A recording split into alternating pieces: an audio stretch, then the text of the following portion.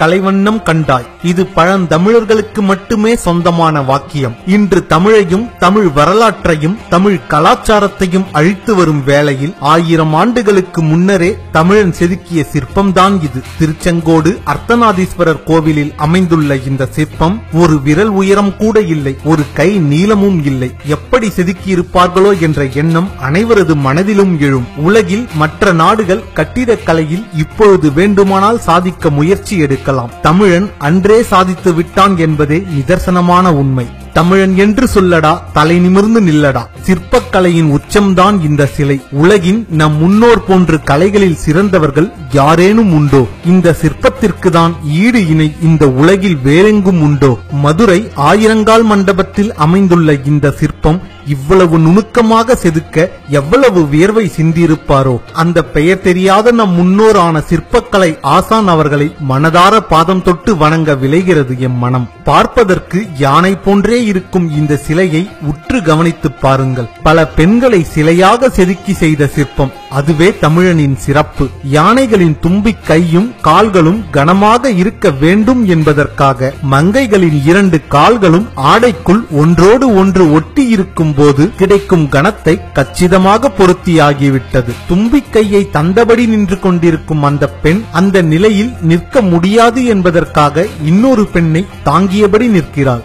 யானையின் கண்களுக்கு பெண்ணின் மார்பு, காது வளைவிற்கு ஒருவரை ஒருவர் தாங்கி நிற்கும் கைகள், யானையின் வாய் திறந்த நிலையில் இருப்பதைப் போன்று காட்ட ஒரே ஒரு பாதம் அந்த இடத்தில் கொடுத்தாகிவிட்டது. அடடா, என்ன ஒரு கற்பனை திறன் இருந்திருக்க வேண்டும் அந்த சிற்பக்கலையின் மாமேதைக்கு.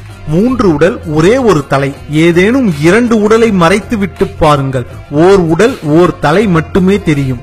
நம் முன்னோர்களின் திறமைக்கு மற்றொரு எடுத்துக்காட்டு இந்த சிற்பம்.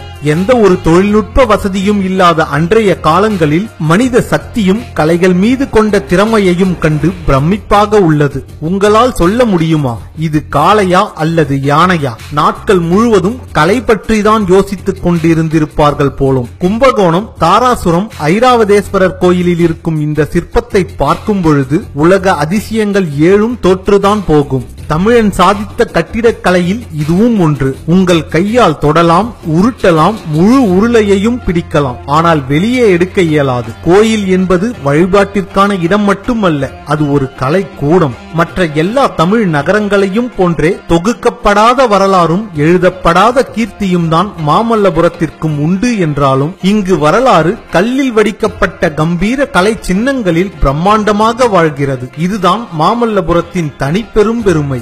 இரும்பில் வெல்டிங் செய்யாமல், ஒட்டு இல்லாமல் ஒரே கல்லான சங்கிலி. 400 வருடங்களுக்கு முன்பு இதை எப்படி செய்திருப்பார்கள்? கற்பனை செய்யவே கடினமாக உள்ளது. ஒரே ஒரு கல்லில் அந்த சங்கிலி தொடர் செதுக்கப்பட்டுள்ளது. செய்யும் போது ஒன்று உடைந்திருந்தாலும் அவ்வளவும் வீண்தான். ஆனால் இதையும் மிகவும் நேர்த்தியாக செதுக்கியுள்ள நம் தமிழ் சிற்பிகளின் தொழில்நுட்பம், அறிவியல் கணக்கீடுகள் யாவும் நம்மை வியப்பில் ஆழ்த்துகிறது. 1000 வருடங்களுக்கு முன்னரே இது போன்ற சிற்ப நுட்பங்களை கண்டறிந்த சிற்பிகள் மகத்தான அறிவியல் முன்னோடிகள். இது போன்ற ஒவ்வொரு மூலையிலும் ஒவ்வொரு வடிவங்களில் 1000 கால் மண்டபத்தை அழகுபடுத்திக் கொண்டிருக்கின்றன அந்த சங்கிலிகள். நம் கலாச்சாரத்தையும் நம் பண்பாட்டையும் கல்லில் சிற்பமாக செதுக்கி அதை வருங்கால சந்ததிகள் பயன்பட செய்தார்கள் நம் முன்னோர்கள். இந்த சிலையை உற்று கவனியுங்கள். எவ்வளவு நேர்த்தியாக கூந்தல் பின்னப்பட்டுள்ளது. அதோடு பின்னிய கூந்தலில் பூச்சூடியுள்ளார் அந்த சிற்பி. கோவில்கள் வழிபாட்டு இடம் மட்டுமல்ல, நம் வரலாற்றையும் கலாச்சாரத்தையும் பிரதிபலிப்பவை. 5 உடலுக்கும் பொருத்தமான ஒரே தலை.